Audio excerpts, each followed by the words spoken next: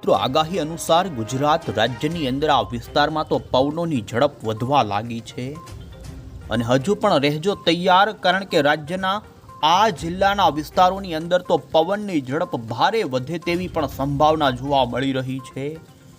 છેલ્લી કેટલીક કલાકોની અંદર ફરી આગાહી અનુસાર ગુજરાત રાજ્યના વાતાવરણમાં એક મોટો પલટો આવ્યો છે અને મિત્રો ખાસ ગુજરાતના તમામ ગુજરાતવાસીઓ આજના વિડીયોને તમે અંત સુધી જાણી લેજો, કારણ કે રાજ્યની અંદર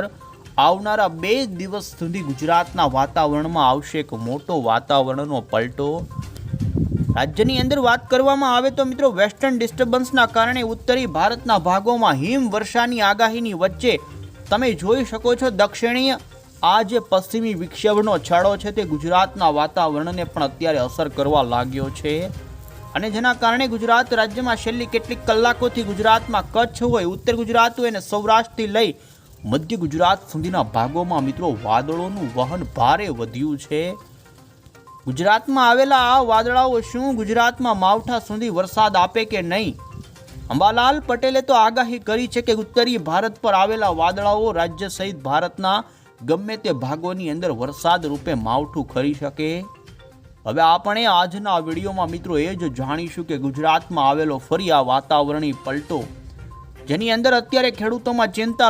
લાગી છે વધવા, કારણ કે ઉત્તરી ગુજરાતના ખેડૂતોએ જેની અંદર પવનની ઝડપ અને વાદળોને જોતા શિયાળુ પાકોને જો માવઠું થાય તો નુકસાની પણ આવી શકે। આ તમામ અપડેટ એક પછી એક મેળવીશું ને અંબાલાલ પટેલ, પરેશ ગોસ્વામી હવામાન વિભાગની આગાહી, આગળના દિવસોની આગાહી, વાતાવરણને લઈ તમામ અપડેટ એક પછી એક મેળવીએ પહેલાં મિત્રો તમે અમારી આ ચેનલ પર નવા છો તો ખાસ મિત્રો આ ચેનલને સબસ્ક્રાઈબ કરી દેજો। સૌથી પહેલાં વાતાવરણની વાત કરવામાં આવે તો રાત્રિ દરમિયાન રાજ્યમાં ઠંડી લાગે છે, દિવસ દરમિયાન તડકો પડે છે।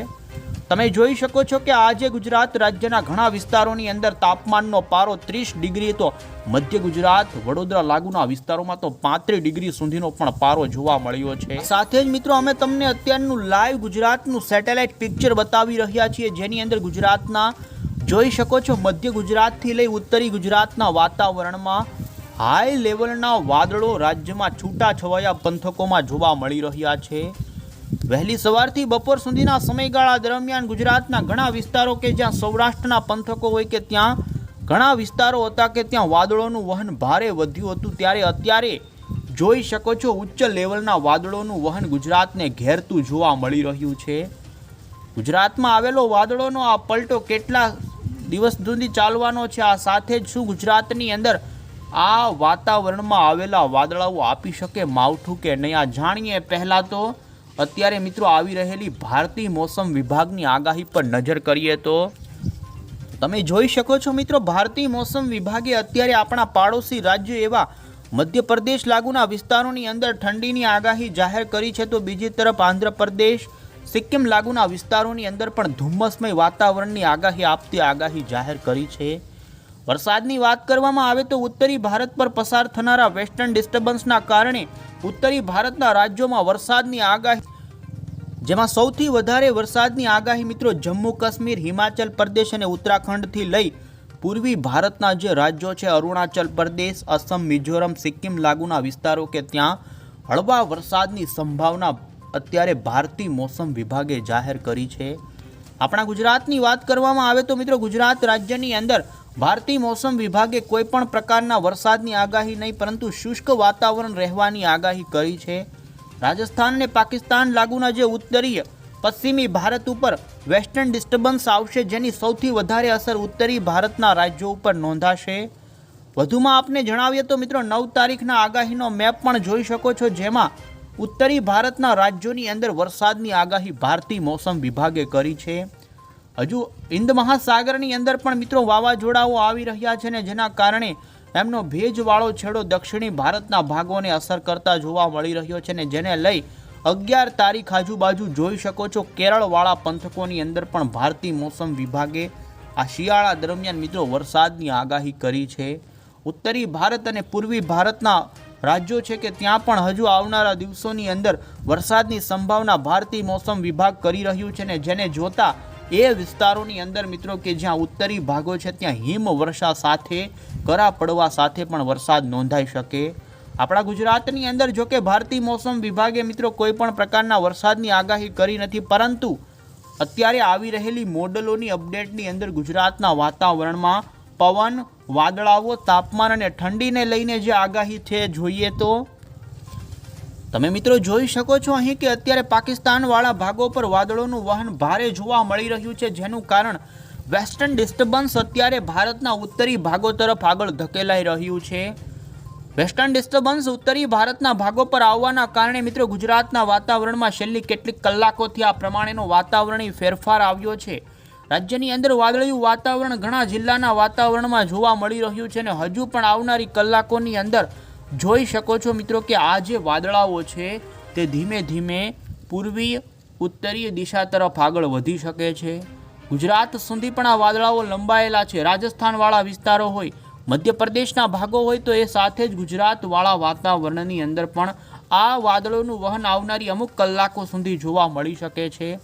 જેમાં ખાસ કરીને મિત્રો મધ્ય ગુજરાત અને લાગુના ઉત્તરીય ગુજરાતના, પૂર્વ ગુજરાત લાગુના જે પંથકો જેમાં અરવલ્લી, મહીસાગર, દાહોદ, નડિયાદ, આણંદ, ગાંધીનગર, સાબરકાંઠા, મહેસાણા સુધીથી લઈને મિત્રો જોઈ શકો પાટણ સુધીના ભાગોની અંદર ઉચ્ચ લેવલના વાદળો આ રાજ્યના જિલ્લાના વાતાવરણમાં નોંધાઈ શકે। માવઠાની વાત કરવામાં આવે તો મિત્રો આ વેસ્ટર્ન ડિસ્ટર્બન્સ એટલું બધું ગુજરાતને અસર કરે તેવું જોવા મળી રહ્યું નથી। માત્ર ગુજરાતમાં વરસાદી વાદળાઓ આવી શકે છે, બાકી વરસાદ પડે, છાંટા પડે તે પ્રમાણેના વાદળાઓ રાજ્યમાં નહીં રચાય। જોકે સૌરાષ્ટ્રની અંદર પણ જોઈ શકો છો ભાવનગરના દરિયાના કાંઠાથી લઈને બોટાદ, રાજકોટ, સુરેન્દ્રનગર સુધીના ભાગોની અંદર હજુ પણ આવનારી કલાકોમાં છૂટા છવાયા વિસ્તારોમાં આકાશમાં ધોળા વાદળાઓ જોવા મળી શકે છે। કચ્છ લાગુના ઉત્તરી ગુજરાતના વિસ્તારોની અંદર પણ એ પ્રમાણેનું વાતાવરણ જોવા મળે। 9 તારીખે પણ રાજ્યના કેટલાક છૂટા છવાયા વિસ્તારો હોય કે ત્યાં આ પ્રમાણે વાદળો રચાઈને મિત્રો ત્યાર પછી વાદળો આગળ વધી શકે છે। જોઈ શકો છો 9 તારીખે ફરી પાકિસ્તાનવાળા ભાગો પરથી ઉચ્ચ લેવલના વાદળો ઉત્તર ગુજરાત અને કચ્છના ભાગોમાં આવે અને જેના કારણે ગુજરાત રાજ્યની અંદર મિત્રો વાદળિયું વાતાવરણ હવામાન નિષ્ણાંત અંબાલાલ પટેલે મિત્રો 8 ફેબ્રુઆરીથી 10 ફેબ્રુઆરીની વચ્ચે ગુજરાતમાં વાદળિયા વાતાવરણ સાથેની આગાહી કરી છે। એ પ્રમાણે મોડલમાં પણ તમે જોઈ શકો છો એ પ્રમાણે 10 ફેબ્રુઆરી સુધી ઉત્તરીય ગુજરાત, રાજસ્થાન, પાકિસ્તાન સરહદી બોર્ડરના જે વિસ્તારો છે ત્યાં વાદળિયા વાતાવરણનો અસર જોવા મળી શકે છે અને ત્યાર પછી ગુજરાત રાજ્યનું વાતાવરણ શુષ્ક થઈ જાય। ત્યાર પછી 18 અને 19 તારીખ આજુબાજુ જોઈ શકો છો વેસ્ટર્ન ડિસ્ટર્બન્સ આવે અને ગુજરાતના વાતાવરણમાં પલટો આવે તેવી સંભાવના એક લાંબા ગાળાના અનુમાનમાં જોવા મળી રહ્યું છે। પરંતુ મિત્રો હાલ ગુજરાત રાજ્યની અંદર આવનારી 36 કલથી લઈ 48 કલાકના સમયગાળા દરમિયાન રાજ્યના વાતાવરણની અંદર વાતાવરણમાં ખાસ કરીને વાદળિયા વાતાવરણ, આ સાથે જ પવનની ઝડપ સાથેની પણ આગાહી આપણે જોઈ લઈએ તો રાજ્યની અંદર કેટલાક ભાગોમાં પવનની ઝડપ 20 કિલોમીટર પ્રતિ કલાકની પણ નોંધાઈ શકે છે। મિત્રો હવામાન નિષ્ણાંત અંબાલાલ પટેલની આગાહી ઉપર આપણે અંતે નજર કરીએ તો જેણે વરસાદ, માવઠા, ઠંડી સાથે જે પવનની આગાહી કરી, જેમાં મિત્રો અંબાલાલ પટેલે હાલ રાજ્યની અંદર આવેલા વાતાવરણીય પલટાને લઈને જે એમણે તાપમાનને લઈને જણાવ્યું છે કે રાજ્યમાં હવે મહત્તમ તાપમાનની અંદર વધારો નોંધાશે। કેટલાક ભાગોમાં 36 ડિગ્રી સુધીનું ઉચ્ચ તાપમાન જઈ શકે, જેમાં વડોદરા જેવા ભાગોની અંદર 35 ડિગ્રી સુધીનું તાપમાન તો ઉત્તર ગુજરાતના ભાગોમાં 28 થી 30 અને સૌરાષ્ટ્રના પણ કેટલાક સેન્ટરોની અંદર 34 થી 30 ડિગ્રી સુધીનું તાપમાન નોંધાઈ શકે। પવનની આગાહી આપતા જણાવ્યું રાજ્યની અંદર મિત્રો કેટલાક વિસ્તારોની અંદર 15 થી 16 કિલોમીટર જેમ પૂર્વ, મધ્ય અને સૌરાષ્ટ્રના ભાગો છે કે ત્યાં આ પ્રમાણેના પવનો ફૂંકાઈ શકે તો દક્ષિણી ગુજરાતના જિલ્લાની અંદર પણ 16 કિલોમીટરની ઝડપના પવનો ફૂંકાવાની શક્યતા અંબાલાલ પટેલે કરી છે। પરંતુ ઉત્તર ગુજરાત અને મધ્ય ગુજરાતના કેટલાક ભાગો છે કે ત્યાં 30 થી લઈ 35 કિલોમીટર પ્રતિ કલાકના ઝડપના જોટાના પવનો ફૂંકાઈ શકે છે અને કેટલાક ભાગો હોય કે ત્યાં 35 કિલોમીટર સુધીના પવનો ધૂળની ડમરી સાથેનું વાતાવરણ પણ રાજ્યની અંદર જોવા મળી શકે છે। આકાશમાં વાદળિયા વાતાવરણ રહેવાની સંભાવના અંબાલાલ પટેલે કહ્યું છે કે 8 થી લઈ 10 તારીખની વચ્ચે રાજ્યમાં વાદળો રહેશે, વાદળછાયું વાતાવરણ રહેશે, લઘુત્તમ તાપમાન વધશે અને મિત્રો જ્યારે ઉત્તર ભારતમાં આ નવું વેસ્ટર્ન ડિસ્ટર્બન્સ આવ્યું તે હટી જશે તો ફરી રાજ્યમાં થોડી ઠંડી વધે તેવો અહેસાસ થાય તેવું અંબાલાલ પટેલ તરફથી આગાહીમાં કહેવામાં આવ્યું છે। નવી અપડેટ હશે આ ચેનલ થકી અમે તમને પહોંચાડીશું।